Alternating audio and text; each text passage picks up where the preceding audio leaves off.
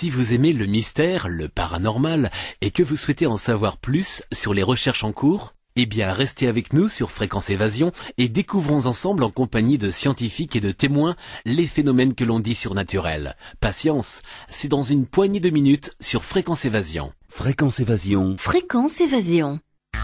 Votre soirée télé sur les 6 chaînes et la TNT. Qu'allez-vous regarder ce soir? Pour en savoir plus, cliquez sur Programme TV. Fréquence Évasion vous propose le programme de votre soirée grâce à programme-télé.org. Bonne soirée à la télé ou sur Fréquence Évasion. Fréquence Évasion, c'est la chaleur provençale, une vraie bouffée d'oxygène. Fréquence Évasion, le soleil du Grand Sud. Vous écoutez Fréquence Évasion, nous allons parler parapsychologie et pour ça aujourd'hui, eh bien, nous sommes en compagnie de Monsieur Ebrard qui est responsable du cercle Spirit de Liège en Belgique. Monsieur, merci d'être passé au micro de Fréquence Évasion, bonjour. Bonjour à vous. Alors pour commencer cette émission, est-ce que vous pouvez nous redéfinir pour les personnes qui ne sont pas vraiment au courant ce qu'est le spiritisme et nous parler aussi d'Allan Kardec. Qui était Allan Kardec? Alors Kardec, vous devriez le connaître mieux que nous-mêmes puisque c'est un scientifique français du 19e siècle qui a fait de nombreuses études, des ouvrages aussi même dans le domaine de l'éducation et qui a analysé de près les phénomènes spirites. Donc vers cette période 1850-1860, des phénomènes particuliers font leur apparition tels que coups frappés dans les murs, tables qui bougent et contact avec ce que l'on pensait être les esprits des désincarnés. Alors Kardec, lui, en tant que scientifique, a voulu aller voir ça de plus près et se rendre compte s'il s'agissait d'une superstition ou d'une force extérieure nouvelle à découvrir, vu que c'était l'époque aussi des découvertes du magnétisme, de l'hypnotisme et d'autres choses ainsi. Donc en tant que scientifique, il est allé voir, il a constaté que c'était bien une réalité, que si même dans certains cas il y avait de la supercherie et du jeu, dans d'autres cas il y avait bien une force qui se communiquait et cette intelligence se dit être l'esprit de nos désincarnés, de nos parents, de nos amis donc. Quelles ont été les pistes qui l'ont mis sur la voie? Quels ont été les indices qui ont fait qu'il a eu des preuves justement, qu'il a été son cheminement et ses recherches? Donc il est venu très tard au spiritisme puisqu'il est né en 1804 et il a abordé le spiritisme vers 1852 à peu près. C'est par un ami qui lui a dit, voilà, il y a ces choses-là qui se passent. Au départ, il n'y était pas particulièrement intéressé.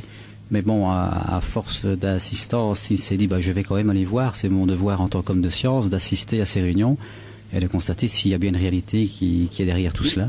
Et c'est comme ça qu'il a démarré. Et donc, il a constaté qu'il y avait bien une réalité spirituelle qui se manifestait. Il a alors recueilli bon nombre, plusieurs milliers de messages reçus par différents médiums. Et il en a sorti donc le premier livre qu'il a intitulé Le Livre des Esprits. Pourquoi? Parce que ce sont la réponse à plus de 1000 questions que le monde spirituel a données.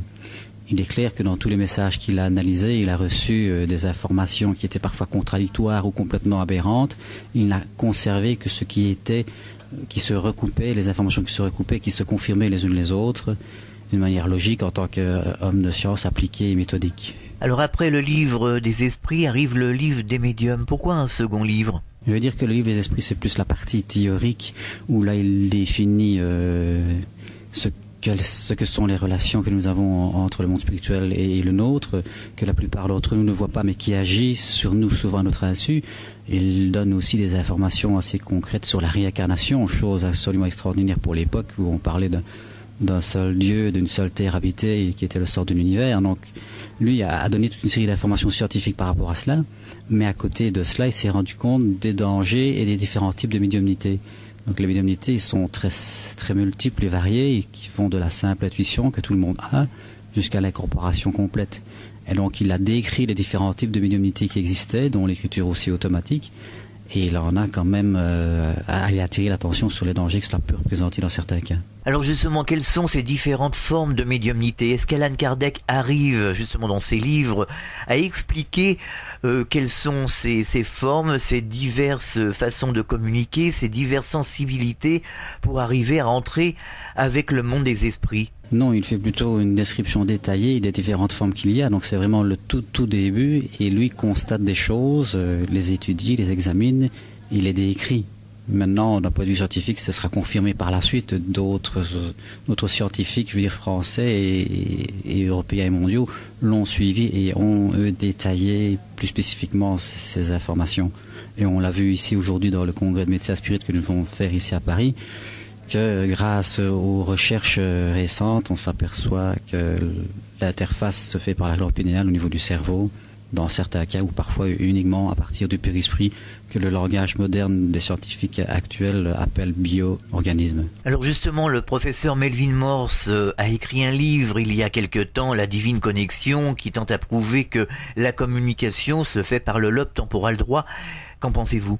Là, on aborde plus le domaine médical. Je vais peut-être passer la parole à Marlène pour répondre à cette question. Alors justement, ce lobe temporal droit, est-ce que c'est justement en accord avec le spiritisme ? Quel est votre avis là-dessus ? Pour nous, médecins et spirites, les contacts avec l'au-delà, c'est fait à travers la glande pinéale. La glande pinéale ou épiphyse, c'est la glande de la médiumnité.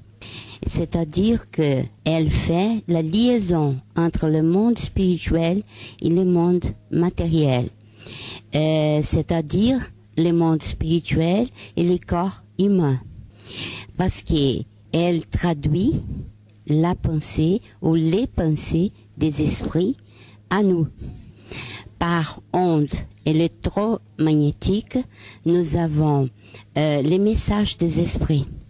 Elles sont codifiées dans cet état. Mais la glande pinéale nous fait décodifier ces ondes pour comprendre les messages. Nous avons des messages électromagnétiques qui se traduisent dans notre corps par composants chimiques. Comment se fait-il que chez certaines personnes, le canal est ouvert et que chez certains autres sujets, il est complètement bloqué, fermé ? Comment on peut expliquer ça ? Nous avons des médiums qui nous disons intensifs, qui nous disons médiums pour travailler la médiumnité.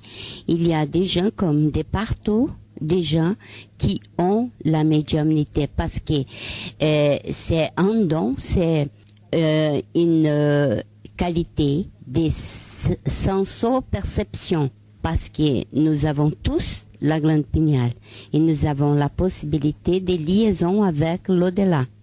Mais il y a des médiums qui font la liaison plus intensivement que les autres. Monsieur le docteur Sergio Philippe a expliqué que la glande pinéale des médiums ostensifs, ils ont beaucoup de cristaux de la glande pinéale. Dans ces cristaux, nous avons des apatites. Apatite, qui c'est un cristal qui existe dans la glande pinéale. Et les médiums qui sont ostensifs, ils ont beaucoup de cristaux. Et c'est pour ça qu'il y a des variations entre nous et les autres, ceux qui sont bien médiums et ceux qui sont un médium intermédiaire ou un peu de médiumnité seulement. Alors on dit certaines fois qu'il y a des dangers de communiquer justement avec l'au-delà. Est-ce que ces dangers sont vraiment réels ? Quels sont ces éventuels dangers et pourquoi ? Il y a des esprits qui sont mauvais ou plutôt j'aime considérer qu'il y en a des esprits qui sont qui ne sont pas esprits supérieurs. Mais nous sommes tous dans ce milieu-là. Il faut faire la liaison plus spirituelle possible. Mais pour nous, il y a un héritage d'autres vies. Et nous avons des mauvaises pensées, des mauvaises actions du passé. Et nous accompagnent les esprits qui sont liés à ces mauvais passés. Quand vous parlez de ce passé, est-ce qu'il y a un moyen justement de sortir ces mauvaises pensées qui dateraient de vie, par exemple antérieure ? Est-ce qu'il y a quelque chose à faire à l'heure actuelle dans cette vie ? Oui. Au Brésil, nous avons des séances appelées des obsessions. Nous avons dans des centres spirites et nous avons 8000 centres spirites au Brésil. Et nous avons des interventions du monde spirituel au monde matériel à travers les médiums. Les médiums agissent comme quelqu'un qui va promouvoir la santé du peuple. Et les médiums reçoivent l'esprit qui a besoin d'être suivi d'encheminement dans le monde. Et les interveneurs qui sont des doutrinadores, ici je ne sais pas le nom, mais qui élucident l'esprit. Ils montrent les vrais chemins. Mais petit à petit, ils vont comprendre la lumière, les chemins à suivre. Mais ils ont besoin de parler avec lui. Ils ont besoin de recevoir la lumière.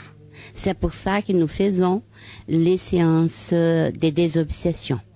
Mais quand les médecins voient qu'il y a une éclosion plus forte de la médiumnité, nous avons besoin de donner pilules pour que les processus de la médiumnité soient plus bénignes. Et elle peut être accompagnée d'une manière plus possible. Et c'est pour ça qu'après les médiums, s'il a besoin de développer la médiumnité, il va rencontrer une harmonisation, il va se récupérer dans la vie. Mais il faut toujours traiter. Où en sont les recherches en médecine spirit aujourd'hui? Nous avons plusieurs recherches en marche, parce que nous sommes en train de faire beaucoup de choses. Mais petit à petit, parce que nous n'avons pas de l'argent, il faut toujours pour la recherche de l'argent et d'une université qui fait ça. Mais nous avons le chemin ouvert pour Monsieur Dr Serge Felipe, qui fait les travaux de la pinéale. Il y en a aussi d'autres dans mon pays qui font d'autres expériences avec les passes magnétiques, de l'eau fluidifiée, etc., etc. Des pensées, des guérissons, des prières pour les malades, etc. Mais nous sommes très, très dans le commencement. Nous n'avons pas terminé ces recherches. Alors pour terminer, est-ce que vous pourriez nous parler des guérisons spontanées? Comment cela s'explique? C'est la même guérison que l'Évangile nous montre.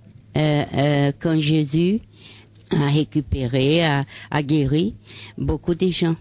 Et il y a des gens qui ont guéri à partir de Jésus et d'autres qui ont guéri à partir de sa foi elle-même. Et c'est pour ça que quand la femme hémorroïde, elle a eu la guérison, Jésus a dit à elle que la foi l'a sauvée, l'a récupérée, l'a guérie. C'est pour ça que si la guérison est spontanée, toujours il y a une intervention du fluide magnétique qui est l'ectoplasme qui fait la guérison en nous. Mais toujours, on a besoin de la foi. De nos jours, on parle beaucoup de physique quantique. Est-ce que c'est une notion qui vous est proche pour faire de la médecine, justement, spirit? Oui, toujours. Parce que la physique quantique a ouvert un champ énorme. Parce que dans la pensée, nous avons des phénomènes qui sont quantiques et des phénomènes qui ont des rapports avec la physique newtonienne. Juste avant de marquer une pause, est-ce que vous pourriez nous rappeler pour les auditeurs qui ne seraient pas très avertis ce qu'est la physique quantique? Quand nous parlons de l'esprit et des particules de la pensée, nous parlons de la physique quantique. Parce que l'esprit, la pensée surtout est un produit de l'esprit. Et quand nous parlons de la pensée, nous parlons des particules très très petites qui obéissent à la loi quantique, à des quanta d'énergie. Et c'est pour ça qu'il existe un état entrelacé de la matière. C'est pour ça que je dis que dans le cerveau, nous avons des phénomènes quantiques qui, par rapport à l'esprit, il y en a des phénomènes de la physique newtonienne. Parce que nous avons le cerveau qui est dans la 3e dimension. On marque une pause sur Fréquence Évasion, nous parlons spiritisme, nous parlons de physique quantique. Eh bien, à tout de suite pour la suite de cette émission. Vous écoutez Fréquence Évasion, Midi-Pyrénées, Languedoc-Roussillon, Provence, Côte d'Azur. Fréquence Évasion vous donne l'écho du Grand Sud. Chaque jour, Fréquence Évasion est sur le terrain. De la Côte d'Azur au pays camarguais et languedocien, Fréquence Évasion vous fait vivre l'actualité du Grand Sud. Fréquence Évasion, www.fréquenceévasion.com. Radio Fréquence Évasion, le son de la Côte d'Azur. Vous écoutez Fréquence Évasion, ce sont les dossiers de la parapsychologie, toujours en compagnie des responsables du Centre Spirit belge.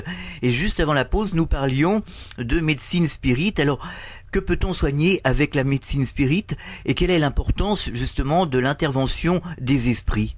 Nous avons la possibilité de comprendre l'intervention des esprits que vous avez souligné.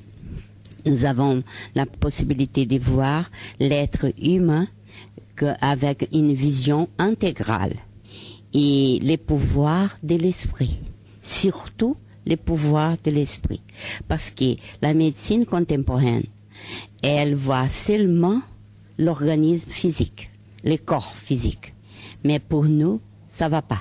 On a le corps physique et nous avons l'esprit et aussi les enveloppes subtiles qui font partie de l'expérience humaine, parce que l'esprit ne peut pas se communiquer avec la matière sans l'enveloppe subtile. C'est pour ça que la médecine spirit change tout, parce que dans quelques phénomènes, nous avons besoin de chercher la base, et la base c'est l'esprit. Nous avons aussi la possibilité de réaliser beaucoup de recherches dans tous les domaines. Dans le domaine de la neuroscience, la pensée, dans le domaine des enveloppes subtiles, dans le domaine de la psychiatrie, parce que les états mauvais, les états de psychose sont, nous avons un autre regard des psychoses, des neuroses, et d'autres questions, parce qu'il y a toujours la difficulté, les maladies de l'esprit et l'intervention des esprits sur nous.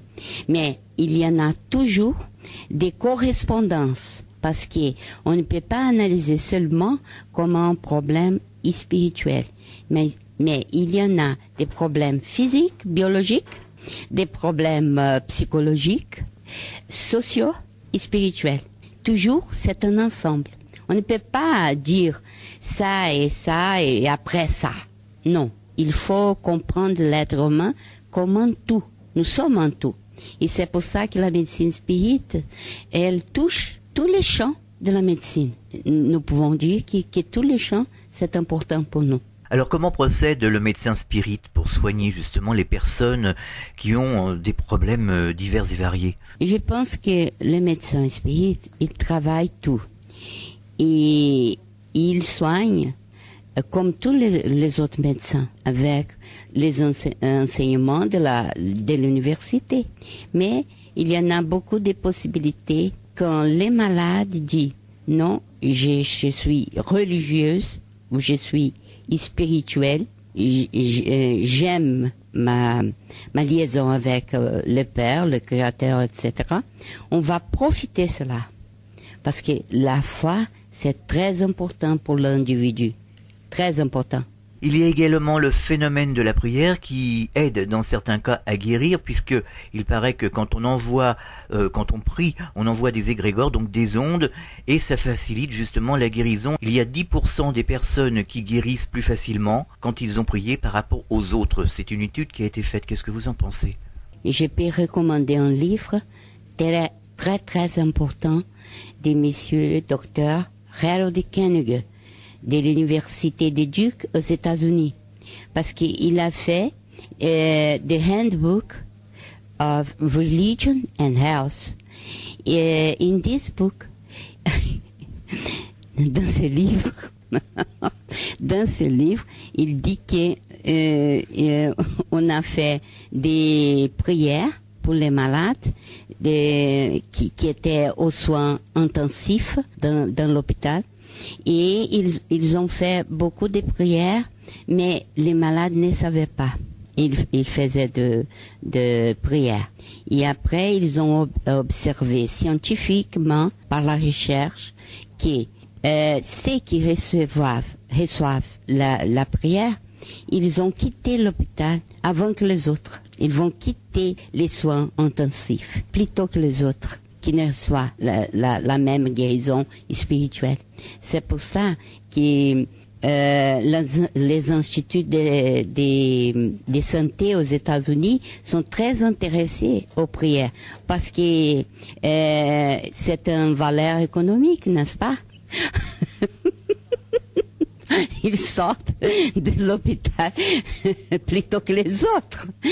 Et pour la sécurité sociale, c'est très important cela. C'est vrai que ça va intéresser les lobbies pharmaceutiques.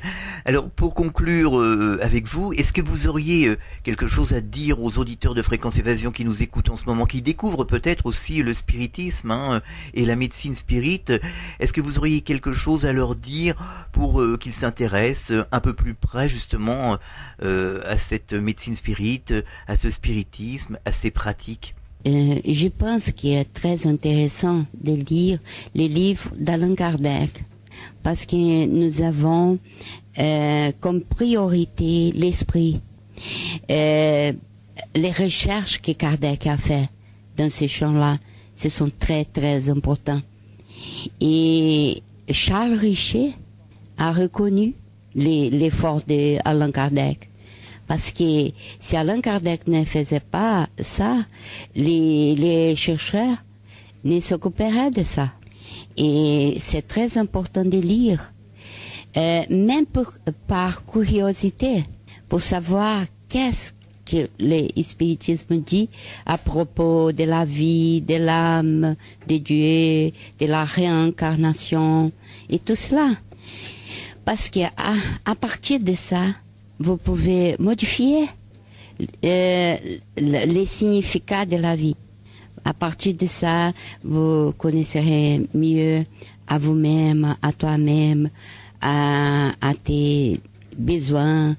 Et je recommande, et je pense qu'à partir de cela, ceux qui soignent la santé des autres, ils peuvent recueillir des enseignements très, très importants. Non seulement pour ceux qui sont malades, mais aussi pour ceux qui soignent les malades. Alors pour en revenir au spiritisme, ce dont nous parlions au début avec Maria, les premiers contacts spirites, de quand datent-ils exactement? Les premiers contacts observés n'ont pas été uniquement en Belgique, mais ont été, je veux dire, d'un niveau mondial. En réalité, ces phénomènes qui ont été analysés par Allan Kardec ont commencé d'abord aux États-Unis, à Hydesville, avec les sœurs Fox, et ça s'est répandu partout. C'est ça qui fait la richesse de l'enseignement spirit, c'est que ce n'est pas l'œuvre d'un seul homme, mais c'est l'œuvre d'une multitude d'esprits qui sont venus dire les mêmes choses à un même moment. Alors au fil du temps, comment se sont passés ces contacts? Que nous ont-ils appris justement? Est-ce qu'on a eu des révélations, des enseignements particuliers? Est-ce qu'on est sûr que ce sont des esprits élevés qui sont en communication avec le médium? Est-ce qu'il n'y a pas aussi des esprits du bas astral, comme on dit, qui viennent s'exprimer directement et qui vous donneraient des informations un peu erronées? Le bas astral, de toute façon, est aussi histoire d'esprit. Hein. Maintenant, bon, comme je l'ai dit au départ, c'était des déplacements d'objets, de meubles, des bruits, des tables qui bougent. Et c'est vrai que quand Allan Kardec a analysé ça, il a pensé à simplement une nouvelle forme d'énergie. À partir du moment où cette forme d'énergie qui se communique dit être les esprits des désincarnés, à partir du moment où ils arrivent à donner des descriptions par rapport à leur vie, à partir du moment où par la suite on a eu des médiums qui ont pu travailler de manière d'écriture automatique ou de voyance et directement voir et décrire ce qu'ils voyaient, et même ça a été plus loin, on a été jusqu'à des séances de matérialisation en chambre noire où là les assistants ont pu constater de visu, même n'étant pas médium, ce qui apparaissait devant leurs yeux. Là c'est devenu des preuves irréfutables. Alors ces esprits, que viennent-ils nous dire exactement? Est-ce qu'ils viennent quand on a des moments de difficulté? Est-ce que eux aussi sont peut-être en difficulté? Est-ce qu'ils ont des informations particulières à nous révéler? Que viennent-ils faire? Oui, là c'est l'histoire de toute une philosophie. Il y a moyen de communiquer avec le monde spirituel de différentes manières. Il y a d'abord celui qui cherche, je veux dire, bêtement les jeux, le numéro du loto, mais c'est pas du tout ça ceux qui sont venus nous apprendre. Ils sont venus nous montrer que notre vie ne s'arrête pas après quelques décennies ici sur Terre, mais qu'elle est éternelle. Ils sont venus nous expliquer que nous avons la réincarnation qui est une des grandes lois et que l'on récolte toujours ce que l'on a semé dans cette vie-ci ou dans les suivantes. À partir de cet instant, on comprend mieux les dimensions de notre être et le travail que l'on a à faire sur nous-mêmes de manière à s'améliorer et s'éviter toutes les souffrances que l'on récolte régulièrement. Alors le spiritisme explique la réincarnation de quelle façon? Est-ce que c'est une roue infernale éternelle de réincarnation, ou comme certaines traditions, ils prétendent que justement au bout de quelques réincarnations, on a terminé son passage sur Terre ou dans le monde physique? Comment le spiritisme voit la réincarnation? Il y a d'autres notions, parce que dans le bouddhisme, je sais qu'il y a différents courants, et certains courants croient à la réincarnation, d'autres pas. Sont plutôt assez vagues par rapport à ce sujet. Ici, il est clair que dans l'enseignement que nous a donné, qui est pour nous toute logique, et tout qui étudie sérieusement la philosophie reconnaît que c'est une logique qui a un raisonnement réfléchi et approfondi, que l'on est créé, entre guillemets, en tant que spiritualité simple et ignorante, et que c'est par notre travail constant et nos différents passages sur cette terre ou sur d'autres que l'on avance, que l'on progresse, et force est de constater encore de nos jours que c'est seules les périodes de souffrance et de douleur qui nous font que l'on se remet en question et que l'on progresse. On parle des anges gardiens, il y en a qui les nomment les guides aussi, les guides spirituels.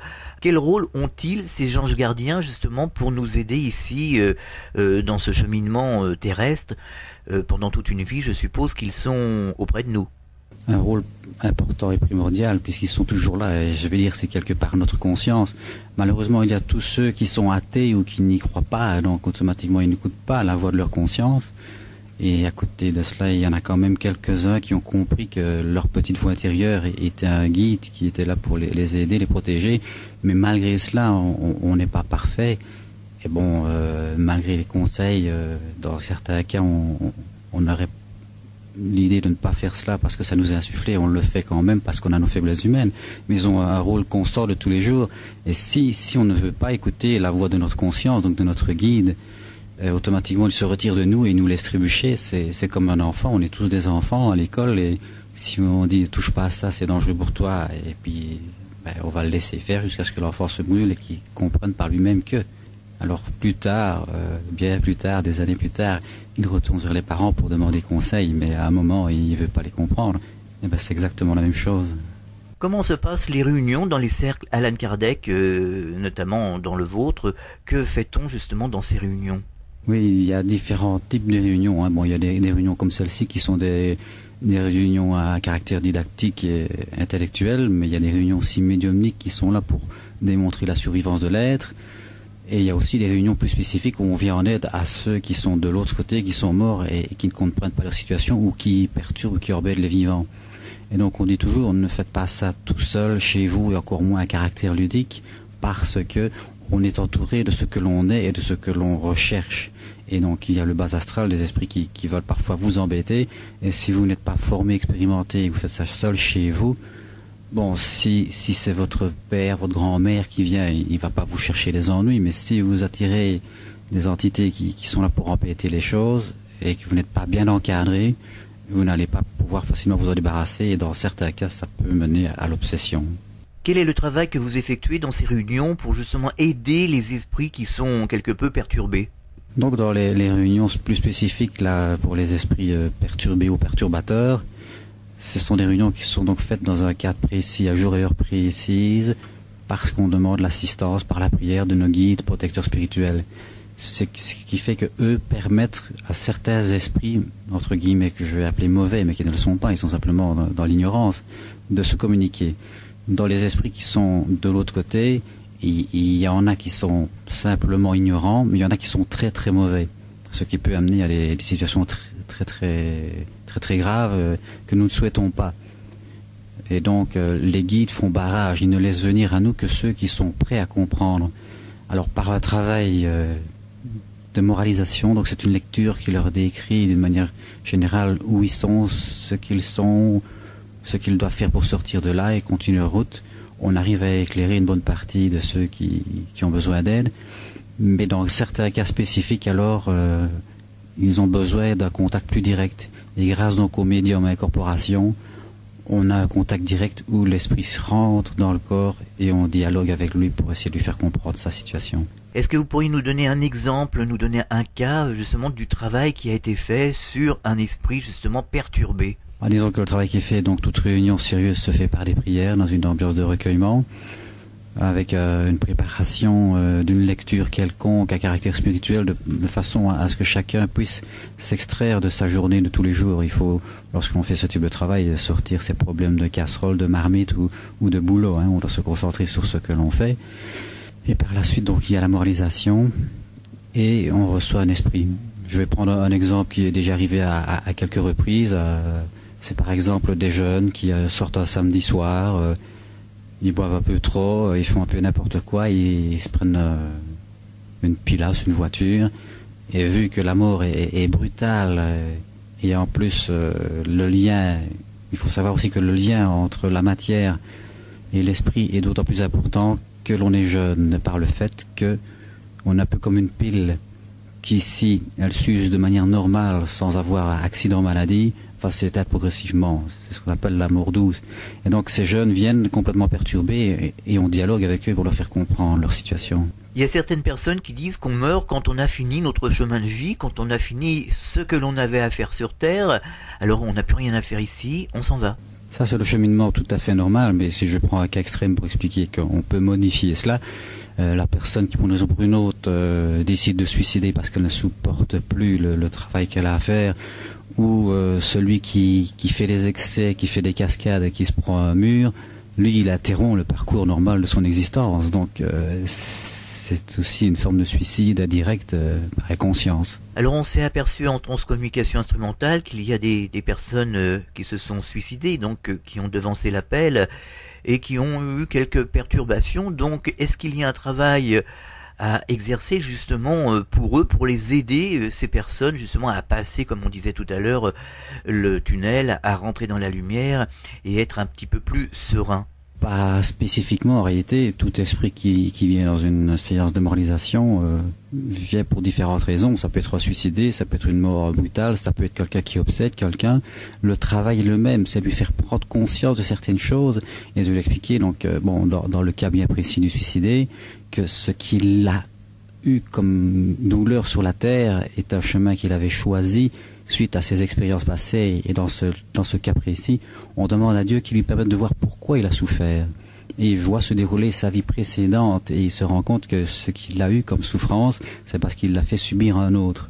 Donc que ça avait sa raison d'être, et alors grâce à ça, il va pouvoir reprendre les choses d'une meilleure façon dans la prochaine existence. Le cycle normal, c'est quand on repart de l'autre côté, on revit son existence. Mais par exemple, ceux qui sont athées ou qui meurent de manière brusque sont plongés dans un genre de trouble, d'obscurité, où ils sont coupés de tout, où ils revivent continuellement les derniers instants de leur souffrance. Quand je prends l'exemple des jeunes, ils se voient dans leur voiture écrasés sur leur piquet, et ils ne sortent pas de cela. C'est un cinéma mental, comme dans un rêve. Et il faut arriver à justement dialoguer avec eux pour leur permettre de sortir de ce schéma mental. Comment sont fédérés les cercles spirites ici en Belgique ? La Belgique a un long passé spirit, puisqu'il a été fondé officiellement en 1925, au niveau de l'Union belge et de la Fédération liégeoise, mais on a des archives depuis 1874. Tous ces groupes-là ont malheureusement disparu suite aux 2 guerres mondiales, l'arrivée du matérialisme, sauf les groupes de Liège qui sont restés. À côté de cela, dans le reste du pays, ça a disparu et progressivement, depuis la reconstitution de l'Union belge, de nouveaux groupes sont formés et sont venus la rallier. Alors comment fonctionnent ces groupes ? Comment se passent les échanges entre les diverses fédérations spirites et les cercles Allan Kardec ? Depuis la reconstitution de l'Union, ce que l'on a établi, c'est des groupes de travail. Donc 4 fois par an, on se réunit, à chaque fois à un endroit différent, dans un groupe différent, et on dialogue, on échange des idées, on prépare des organisations comme celle-ci, ou des symposiums, ou des congrès. Et ici, on a commencé une campagne de divulgation, puisque le problème est qu'il y a beaucoup de personnes qui sont spirites et qui s'ignorent, beaucoup de personnes qui vivent des phénomènes mais qui ne savent pas les expliquer et qui ne trouvent pas où s'adresser par rapport à ce genre de choses, parce que dans certains cas, c'est encore tabou, ils ont peur d'en parler et ils sont frustrés de rester comme ça parfois des années. Comment faire en sorte que les gens dépassent le stade de la peur et les faire sortir un petit peu de leur carcan et d'essayer de faire en sorte qu'ils réfléchissent par eux-mêmes ? Une des pistes que l'on a choisies, c'est des conférences de divulgation où on vient présenter le spiritisme tel qu'il est. Et à partir de là, les personnes intéressées peuvent venir assister à des réunions. Les médias sont aussi un moyen intéressant, pour autant qu'ils ne recherchent pas certains buts qui ne sont pas du tout ceux que l'on poursuit. Mais c'est un travail, je vais dire, de fourmi, et le plus dur, c'est de démarrer toute cette inertie. En guise de conclusion, je vous propose de donner un message à nos auditeurs, aux auditeurs de Fréquence Évasion, afin qu'ils puissent justement sortir de ce carcan, venir peut-être assister à des conférences, à des réunions spirites, contacter le cercle spirit le plus proche de chez eux, afin d'avoir des informations justement sur ces pratiques, sur cette ouverture de l'esprit. Qu'est-ce que vous leur diriez ? Moi, je leur dirais, pour toucher un maximum de personnes, que ceux qui sont intéressés, soit consultent via Internet les centres spirites sérieux. S'ils tapent simplement Union Spirit Belge, ils vont tomber sur notre site, trouver toute une série d'informations et toute une série de liens avec nos amis au niveau international, puisque on est regroupé au niveau belge, mais on est aussi regroupé au niveau international. À partir de là, pour ceux qui n'ont pas Internet, je vais dire qu'ils prennent le livre de base d'Allan Kardec, les 3 principaux qui sont donc, je veux dire, le livre des esprits, qui a un caractère plus scientifique, le livre des médiums qui décrit les différentes médiumnités et ce qu'il faut faire ou pas faire, et l'évangile selon le spiritisme qui lui explique vraiment la morale du Christ et les paraboles à la lumière donc d'un nouveau vocabulaire. Avant de nous séparer, vous allez nous rappeler les coordonnées de l'Union Spirit belge afin que les auditeurs de Fréquence Évasion, s'ils sont intéressés, prennent contact avec vous et puis vous arrangerez ensemble. Ils recevront les renseignements nécessaires par voie téléphonique ou par Internet. Donc ils peuvent nous contacter par mail à usb@skynet.be ou alors directement aller sur notre site http://users.skynet.be/usb ou alors par contact téléphonique au +32 pour la Belgique, 4 227 60 76 ou 76 pour les Français. Je vous remercie de nous avoir présenté si gentiment votre cercle et vos travaux. À très bientôt une autre fois sur l'antenne de Fréquence Évasion. Au revoir. Merci, ce fait plaisir. Vous écoutez Fréquence Évasion. À très bientôt pour un autre dossier parapsychologie. À bientôt. Fréquence Évasion.